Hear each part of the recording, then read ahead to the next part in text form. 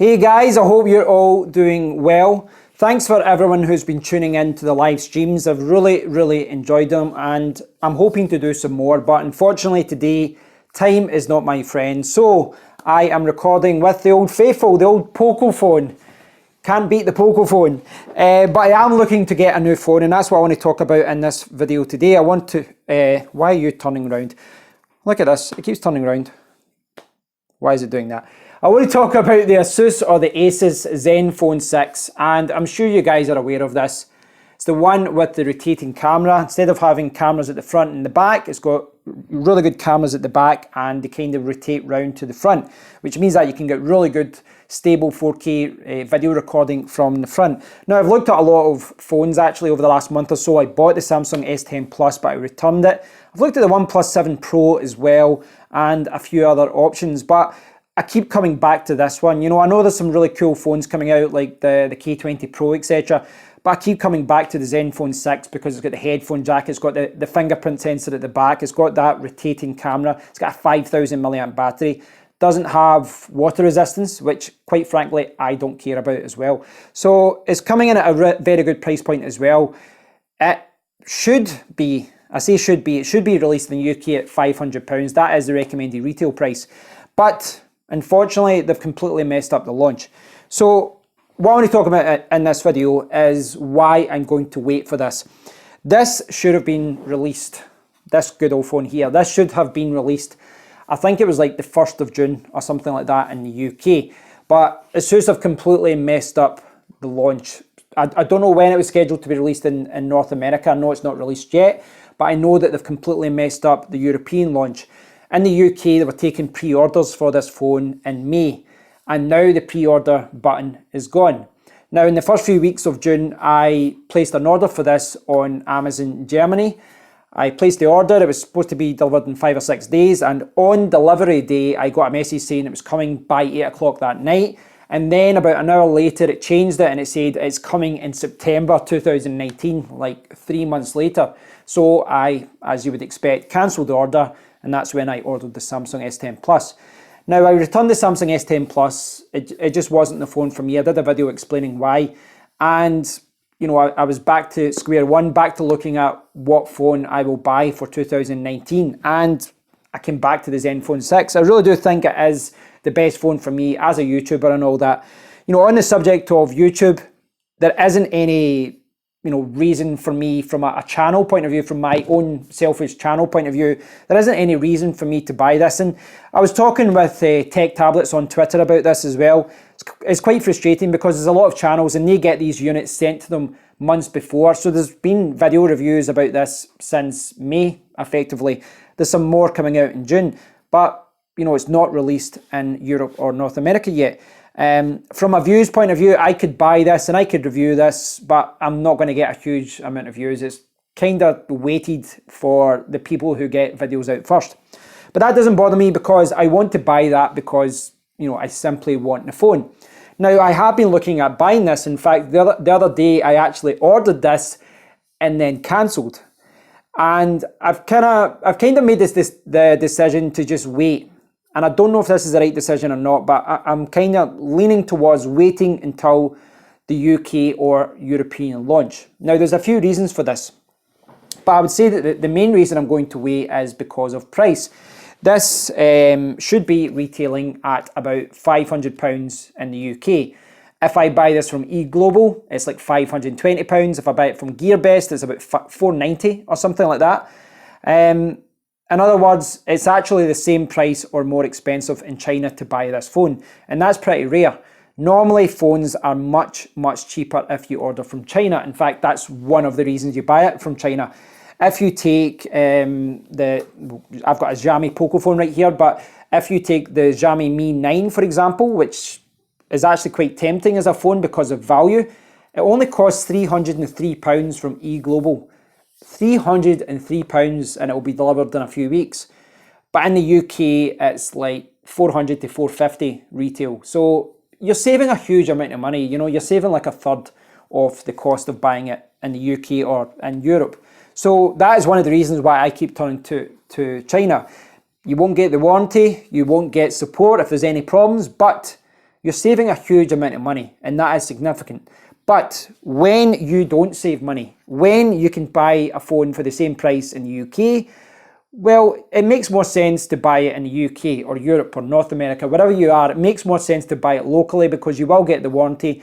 You will get the option to return it a year down the line if something breaks or if the software doesn't work. You've got that backup, something which you lose if you buy from China. I know you can technically return it to China, but it's an absolute pain. The other day I ordered this, and the reason I ordered this was that it was down to £450, but it was for the 64GB version. And I looked at my phone, I looked at storage, and I think I'm using about, I've got 128GB here, but I think I'm only using about 30 or 40GB. So in theory, the ZenFone 6, the 64GB version would be enough. So I ordered it. But then I started looking at it more and I started thinking about it more. The ZenFone 6 does have a microSD card slot and I could move some things about. The reason that I was hesitant to then go with the 64GB and the reason that I cancelled that order was because video recording. And I saw this with the Samsung S10 Plus. I set my camera in S10 Plus to be recorded to the microSD card, but because of bit rates, transfer rates, recording rates, it would automatically default and record directly to the internal storage rather than the microSD card slot. What I'm trying to say is there is a risk, I'm not sure if this is the case or not, but there is a risk that if I use the microSD card slot for most of the storage on the 64GB version of that, there is a risk that when I do 4K recording, it's going to then default back to the internal storage and then I'm going to have to start moving files about. Doesn't sound like a major hassle, but when you consider that the 128GB version, which would eliminate the risk of that and any problems of moving files around, was only £30 more, it made me think, right, okay, I'll order the 128GB version. So I cancelled the order. Banggood were actually quite good in that regard. They cancelled it pretty quickly after I chatted to them on the Messenger, like help desk thing. But when I went to order, they'd actually put the price up by like £10 and so had GearBest. So yeah, it was kind of, okay, I'll wait and see what happens. But then this is when I started thinking about it because I looked at the ZenFone 6 on Amazon. It's still saying end of July, start of August for a delivery date.